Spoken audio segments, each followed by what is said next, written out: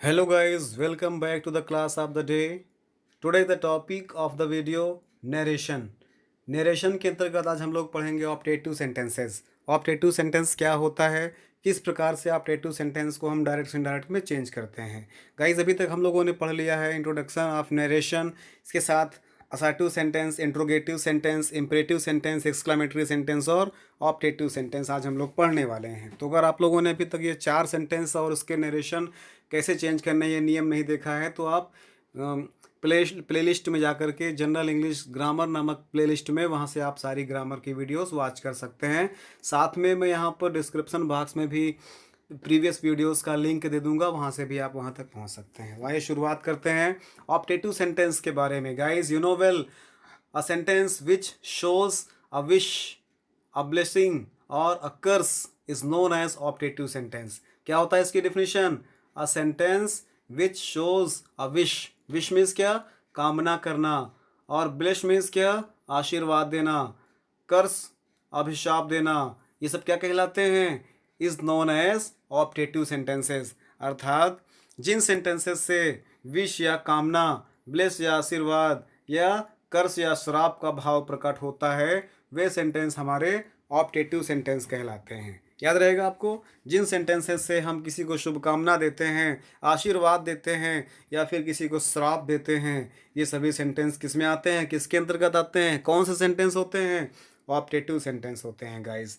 और समझ लेते हैं, कामना सूचक वाक्य प्रायः में से प्रारंभ होते हैं। याद रखिएगा, जैसे may God help you, may you live a long life, may God bless you, may you pass with the first division in your class. तो इस प्रकार से हम लोग जाने कि कामना सूचक वाक्य किससे प्रारंभ होते हैं? कामना सूचक वाक्य या विश प्रकट करने वाले या शुभकामना देने वाले या आशीर्वाद देने वाले या श्राप देने वाले वाक्य प्रायः कहाँ शुरू होते हैं? में से शुरू होते हैं। चलिए आगे समझते हैं, आगे बढ़ते हैं। यहाँ पे सामने आपके बिल्कुल एक स्लाइड मैंने बना कर रखा है, उसको आप लोग ध्यान से समझिएगा। यहाँ पर लिखा हुआ है, रिपोर्टेड वर्ब को भाव के अनुसार निम्न प्रकार से बदलते हैं। रिपोर्टेड वर्ब को, रिपोर्टेड वर्ब नहीं होगा यहाँ पर रिपोर्टिंग वर्ब होगा। ये रिपोर्टिंग वर्ब बना लेंगे गाइस इसको। रिपोर्टिंग वर्ब को भाव के अनुसार निम्न प्रकार से बदलते हैं। जैसे अगर रिपोर्टेड स्पीच का भाव कामना देना है, कामना प्रकट कर रहा है, तो रिपोर्टिंग वर्ब को हम लोग चेंज कर देंगे विश्ड में। उसी प्रकार से अगर रिपोर्टेड स्पीच का भाव प्रार्थना कर रहा है तो उसको रिपोर्टिंग वर्ब को प्रेयर में चेंज कर देते हैं या प्रेड में चेंज कर देते हैं। उसी प्रकार से रिपोर्टेड स्पीच का भाव आशीर्वाद का प्रकट कर रहा है तो हम लोग उसको ब्लेस्ड में चेंज कर देते हैं। उसी प्रकार से यदि रिपोर्टेड स्पीच का भाव अभिशाप या श्राप प्रकट कर रहा है तो उसको हम लोग किस में चेंज कर देते हैं? उसको हम लोग चेंज कर देते हैं कर्स्ड में, कर्स्ड में चेंज कर देते हैं। दूसरा नियम आपको याद रखिएगा, रिपोर्टेड वर्ब को भाव के अनुसार निम्न प्रकार से हम लोग चेंज कर देते हैं। कामना प्रकट करना है तो विश्ड में, प्रार्थना करना है तो प्रेयर में या प्रेड में, आशीर्वाद के लिए ब्लेस्ड में, उसी प्रकार से अभिशाप के लिए कर्स्ड में प्रयोग करते हैं इसको। ठीक है ना, इसको बिल्कुल आपको मिस नहीं करना है, बिल्कुल ध्यान से समझना है। इसका फार्मूला किस प्रकार से बनेगा? इसका फार्मूला जब हम लोग रिपोर्टेड स्पीच में चेंज करेंगे तो रिपोर्टिंग वर्ब वाला पार्ट तो आप लोग समझ गए होंगे। इसके बाद दैट लगा करके, हाँ, फिर इसे बना होता है, कैसे बना होता है ये? मे प्लस वर्ब की फर्स्ट फॉर्म को, ये ध्यान समझिएगा, मे और वर्ब की फर्स्ट फॉर्म को किस में चेंज कर देंगे? माइट प्लस वर्ब की फर्स्ट फॉर्म में।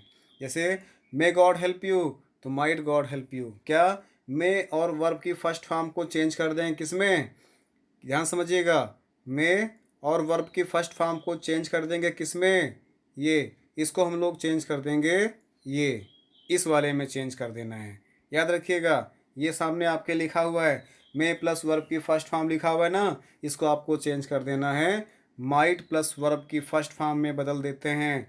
और कंजंक्शन के रूप में किसका प्रयोग करते हैं गाइस? कंजंक्शन के रूप में हम दैट का प्रयोग करते हैं। किसका प्रयोग करते हैं? Conjunction, connecting word. याद है ना आप लोग को, कहीं कहीं वेदर, कहीं पर दैट, कहीं पर क्वेश्चन मार्क। तो यहाँ पर हम लोग पढ़ रहे हैं ऑप्टेटिव सेंटेंस। ऑप्टेटिव सेंटेंस में कंजंक्शन के रूप में किसका प्रयोग करते हैं? दैट का प्रयोग कर देते हैं। स्पष्ट है ना इतना? मे प्लस वर्ब की फर्स्ट फॉर्म को चेंज कर देंगे माइट प्लस वर्ब की फर्स्ट फॉर्म में, और उसी प्रकार से दैट को हम लोग चेंज कर, ये कॉमा और इंटू कॉमा को हटा करके हम लोग दैट में जोड़ देते हैं। दैट का प्रयोग करके हम रिपोर्टिंग स्पीच और रिपोर्टेड स्पीच को आपस में जोड़ने के लिए किसका प्रयोग करते हैं? दैट शब्द का प्रयोग करते हैं। ये दैट का प्रयोग कर देते हैं। चलिए आगे बढ़ते हैं। उसी प्रकार से एग्जाम्पल के द्वारा समझते हैं। एग्जाम्पल से स्पष्ट हो जाएगा अभी गाइस। चलिए एग्जाम्पल, पहला एग्जाम्पल हमारा सामने लिखा हुआ है। पहला एग्जाम्पल कहता है कि पहला एग्जाम्पल कहता है, ध्यान से समझिएगा। My mother said to me may you live long.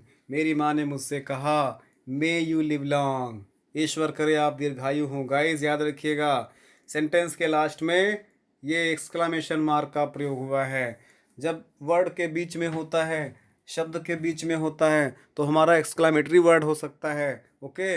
लेकिन जब सेंटेंस के लास्ट में होता है और विश कर रहा होता है, प्रार्थना कर रहा होता है, शुभकामना दे रहा होता है, श्राप दे रहा होता है, तो वो हमारा सेंटेंस किस प्रकार का सेंटेंस होता है बताइए तो? Yes, very good, optative sentence type का होता है। तो यहाँ पर ऑप्टेटिव सेंटेंस हम लोग पढ़ रहे हैं। क्या कर रहे हैं हम लोग? डायरेक्ट से इनडायरेक्ट करना सीख रहे हैं। क्या करना सीख रहे हैं? डायरेक्ट से इनडायरेक्ट करना सीख रहे हैं। तो गाइस चलिए पढ़ते हैं। सेट टू, देखिए यहाँ पर मे से शुरू हुआ है ना। चलिए तो सेट टू देखिए, मे यू लिव लॉन्ग, आप दीर्घायु हों। शुभकामना दे रहे हैं क्या? मेरी माँ मुझको शुभकामना दे रही हैं। जब शुभकामना दे रही हैं तो सेट टू को हम लोग किस में चेंज कर देंगे? सेट टू को हम लोग चेंज कर देंगे विश्ड में चेंज कर देंगे। याद रहेगा ना? कलर चेंज कर लेते हैं इसका। सेट टू को हम लोग चेंज कर देंगे विश्ड में। ये विश्ड में चेंज कर दिया हम लोगों ने। चलिए और आगे बढ़ते हैं, इसको समझते हैं। ये हो गया आपका। फिर इसके बाद क्या आएगा आपका? दैट में हमको चेंज करना है आगे। तो हमने क्या लिखा है यहाँ पर? My mother. सेट टू बदलेगा विश्ड में, विश्ड मी। दैट हम लोगों ने इतना कर दिया। I hope there is no problem in it. तो उसके आगे बढ़ते हैं। ये तो स्पष्ट है सबको। I think there is no problem with this example. ये my mother wished me that, that क्यों लगा दिया? कॉमा और इंटू कॉमा को हटाकर हमारा नियम कहता है दैट लगाएंगे। तो माई मदर विश्ड मी दैट। अब देखो बेटा कैसे करेंगे। आई कहाँ से आ गया यहाँ पर? देखो बेटा ये लिखा हुआ है मे यू लिव लॉन्ग, आप दीर्घायु हों। लेकिन जब हम लोग इसको इनडायरेक्ट नरेशन में चेंज करते हैं तो इसको हमको सिंपल सेंटेंस बनाना होता है। और सिंपल सेंटेंस की शुरुआत सब्जेक्ट से होती है। इसलिए यहाँ पर सब्जेक्ट क्या है? ये सब्जेक्ट हमारा है। सब्जेक्ट हमारा यहाँ पर यू है ना। अब देखो बेटा, ये सेंटेंस हमारा यू है। यू बदलेगा रिपोर्टिंग स्पीच के ऑब्जेक्ट के अनुसार। और रिपोर्टिंग स्पीच का ऑब्जेक्ट क्या है? रिपोर्टिंग स्पीच का ऑब्जेक्ट मी है। तो ये इसके आधार पर बदलेगा ना। यू सेकंड पर्सन बदलेगा ऑब्जेक्ट के अनुसार। अब देखो बेटा, यू किस में है? सब्जेक्टिव केस में है। और मी किस में है? ऑब्जेक्टिव केस में है। तो जब मी उठ करके इधर आएगा, सब्जेक्ट के रूप में आएगा, तो क्या हो जाता है? क्या हो जाता है? यस, आई हो जाता है। ठीक है ना, आई। और मैंने क्या बोला था? मे को हम लोग चेंज कर देते हैं माइट में। और जो बचेगा लिव लॉन्ग, हम लोग उसको चुपचाप लिख देते हैं। तो पूरा मिलाकर क्या हो गया? माई mother wished me that I might live long. इसको आप दूसरे प्रकार से भी कर सकते हो। कैसे?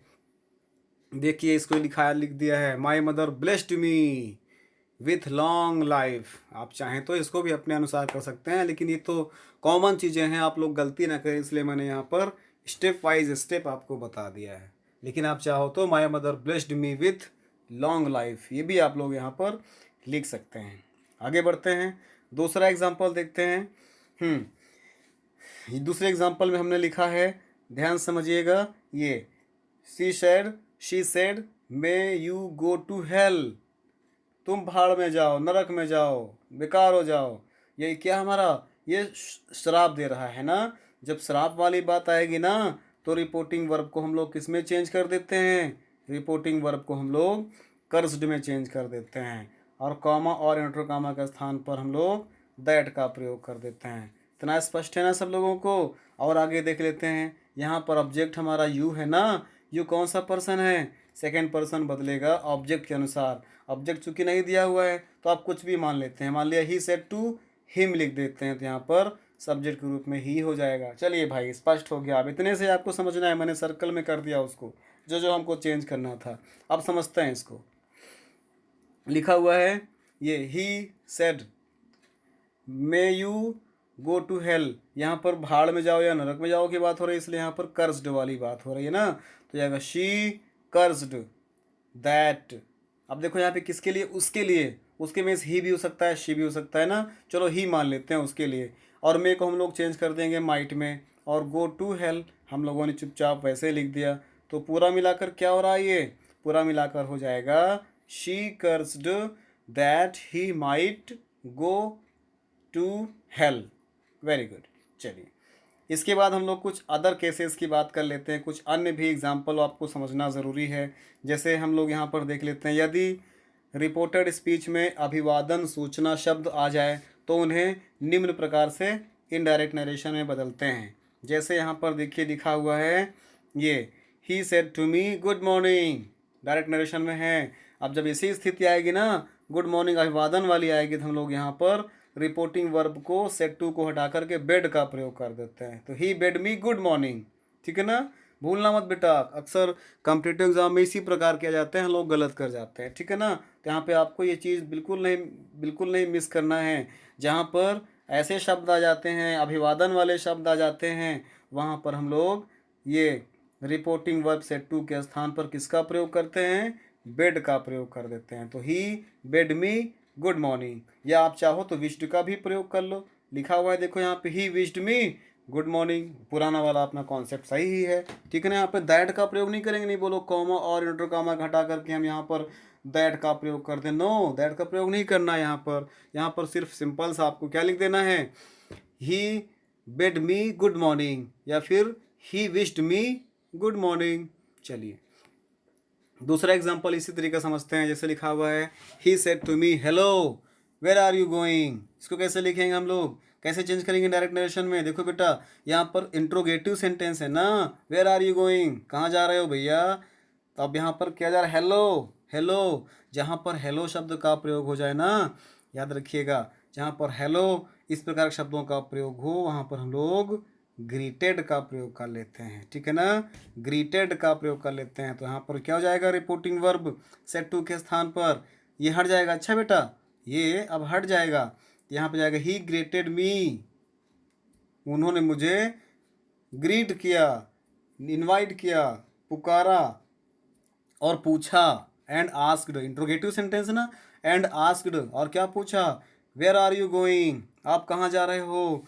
जब आप लिखो ना आप कहाँ जा रहे हो, इंट्रोगेटिव सेंटेंस है, आप लोगों ने पिछली क्लास में पढ़ा था इंट्रोगेटिव सेंटेंस को, कि जब उसको इनडायरेक्ट बनाएंगे तो उसको हम लोग सिंपल सेंटेंस कर देते हैं।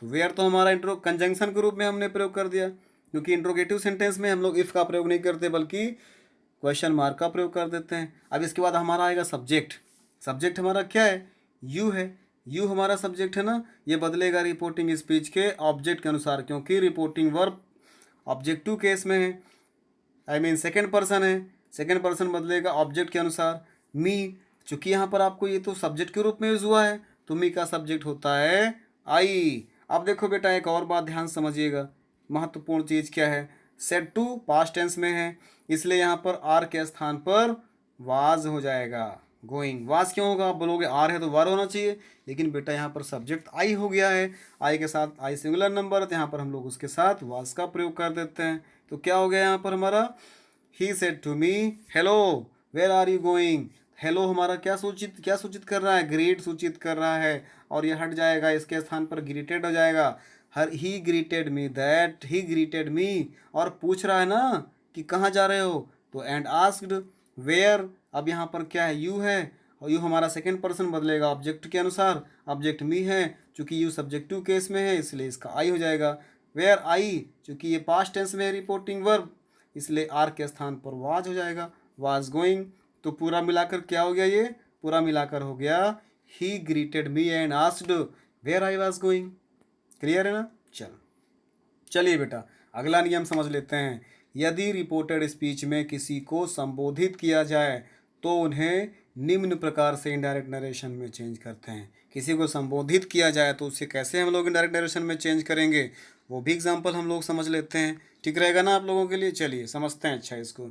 जैसे लिखा हुआ है he said to me friend where are you going, he said to me friend where are you going, change कैसे करेंगे इसमें, ही एड्रेस्ड, अरे भैया फ्रेंड बुला रहा है ना, फ्रेंड को एड्रेस कर रहा है ना, संबोधित कर रहा है ना, तो यहाँ पर हम लोग क्या लिखेंगे, ये हो जाएगा एड्रेस्ड।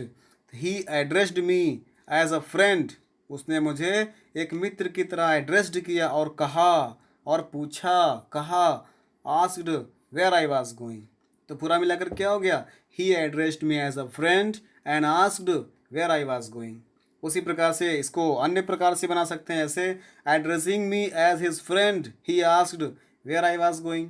आप चाहो तो इसको इस प्रकार से भी लिख सकते हो। ये तो कॉन्सेप्ट वाली चीज़ है, अगर आप लोग एक बार कॉन्सेप्ट समझ गए हैं तो आप अपने अनुसार इसको चेंज कर सकते हैं, ठीक है ना। You know what is rule and regulation of these sentences, change into direct into indirect narration easily. अगर आपने नोट्स बनाया है, समझते जा रहे हैं, आपने पिछली वीडियोस को ध्यान से पढ़ा है, तो I hope you will never get any problem to change it these. चलिए ठीक है, समझते चलिएगा बेटा, आगे बढ़ते हैं। इसी का अगला एग्जाम्पल दिखेगा, लिखा हुआ है he said Ram where are you going. अब देखो यहाँ पर राम संबोधित कर रहा है, तो हम क्या करेंगे, इसको उठा करके ऑब्जेक्ट के रूप में मान लेते हैं। तो he asked Ram where he was going.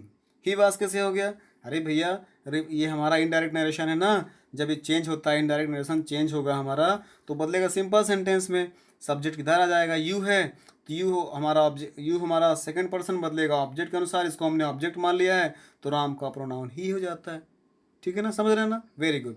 तो लिखा हुआ है he said Ram where are you going, संबोधन कर रहा है राम को, तो राम को ऑब्जेक्ट मान लिया गया, तो he asked Ram where he was going.